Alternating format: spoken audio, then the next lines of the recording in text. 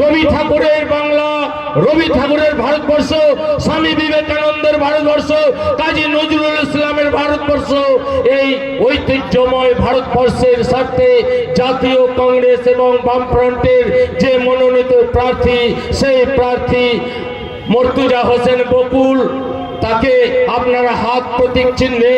Vote দিয়ে বিপুল ভোটে জয়যুক্ত করবেন, এই আশা, এই ভরসা রেখে সকলকে শ্রেণীমত সালাম শ্রদ্ধা ভালোবাসা জানিয়ে আমার কথা শেষ করছি। জয় হিন্দ, বন্দে মাতরম।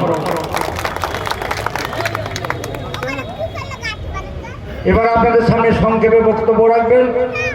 আমাদের জঙ্গিপুর বিধানসভার কেন্দ্রের ইনচার্জ, ইলেকশন ইনচার্জ হামদুল শেখ।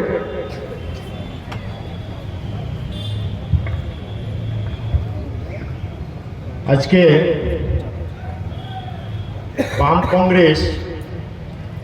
জোটের প্রার্থীর সমর্থনে আজকে নির্বাচনী সভা, সেই সভার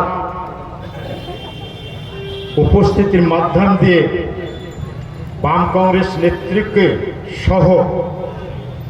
যারা আপনারা সামনে আমার আছেন বা এদিক ওদিক ছড়িয়ে ছিটিয়ে আছেন, বা আমাদের মাইকের আওয়াজ যত দূর পর্যন্ত যাচ্ছে আপনারা আমাদের মাইকের আওয়াজ শুনছেন, নিজ নিজ কাজে ব্যস্ত থেকে আমাদেরকে সমর্থন করছেন বা আমাদের কথা শুনছেন,